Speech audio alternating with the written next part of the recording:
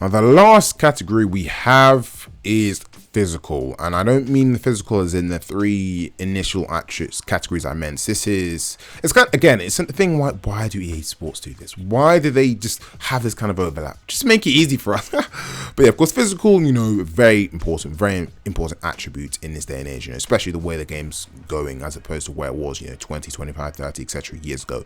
The physical aspect is very important these days. So, of course, this encompasses 4 attributes in jumping, stamina, strength, and aggression. Now, the first one we're going to be discussing is jumping. This, of course, is a physical. They're all physical attributes. So, yeah. But yes, jumping. This accounts for 5% of the physical attribute, which is interesting. So, of course, this is the ability of leaping from the surface for headers. So, like others, this attribute is actually kind of useless without its other linking attributes. That's why it only accounts for 5%. So, for example, to be very good in the air, you need good jumping as well as good strength and good aggression and good heading accuracy. So you can have 99 jumping, but if those other attributes aren't good, this jumping is kind of useless. So, of course, height does have, it does help. Taller player makes, you don't have to jump as high, but of course, if you're a taller player and you can jump high, then mate, unstoppable essentially. So yeah, taller players don't need to have as high jumping, of course, in order to be as effective, but it helps. The next one we have stamina, of course, another physical attribute, and it counts for 25% of the physical category, which is 25% of this physical space is quite significant. So, of course, it determines the rate at which players will tire during a game. It evaluates how tired players get as the match goes along and approaches half time or full time. So, of course, it regenerates at half time. So, yeah, that's just a little one. I'm sure some of you know, some of you may not know that. So, of course, once your stamina is low, it does actually impact the performance. Also, it's responsible for players getting injured. So, if you want to risk starting a player with low stamina for a game, he's at much higher risk of getting injured. So, of course, bear this in mind. It's a risk starting players with low stamina. And of course, if you're going in for a challenge and you have low stamina, it's more likely to get injured. Again, it's difficult to get this one because there maybe should be an attribute fitness or something, but I guess it's not as easy to factor in for EA as it may seem. Because just because your stamina is low doesn't mean you're more likely to get injured. I guess it kind of can, but yeah, that's more for another video. We're actually analyzing on what can they include, because yeah, and this isn't, of course, also this is not necessarily just in the last minutes of matches. This is across the whole match. So if you start off with low stamina, you're just as at much of a risk of being injured at the beginning and the end of the match. It also determines how quickly players recover between matches and the amount of time players can sprint before they slow down. So yeah, those players that sprint for a second and their stamina's already low, or the fitness bar, that bar is already low, they have low stamina. And players that take ages to recover after a match, low stamina. Vice versa, high stamina means you recover quickly and you could sprint for longer before getting tired. Now, the next one we're going to be discussing, and the most important when it comes to the physical attribute, kind of self-explanatory again, physical. What do you think of when you think of physical? You think of strength.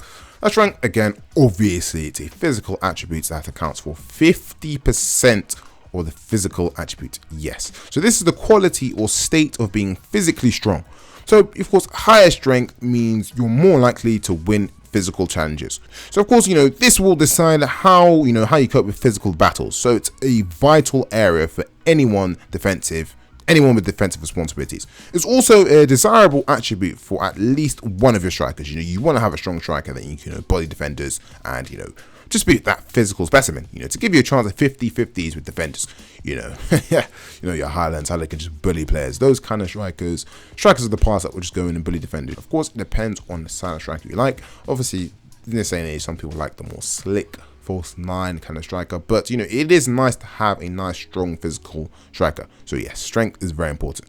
Now, the final attribute we have is aggression. Of course, is another physical attribute that accounts for 20% or the physical category.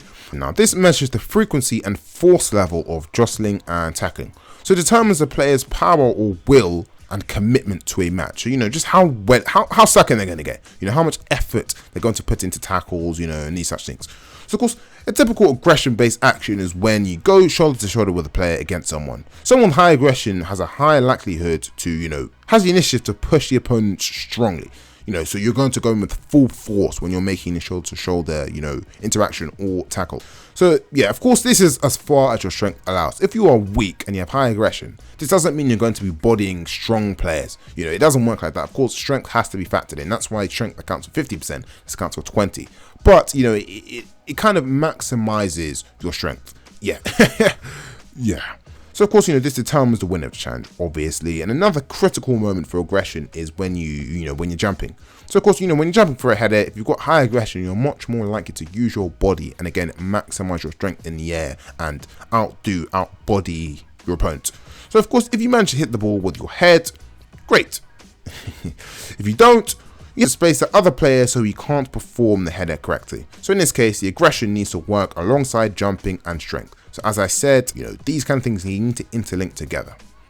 So yes, that should be everything. So yes, we've gone through all the categories. Of course, there are 6 categories and we've gone through all of them. So it's very interesting because I feel like there are a lot of these things that are not so much hidden by EA, but I think they are hidden. EA Sports don't make a lot of these things clear, and they don't make it clear how well some of these things link together and how ineffective some of these attributes are without others.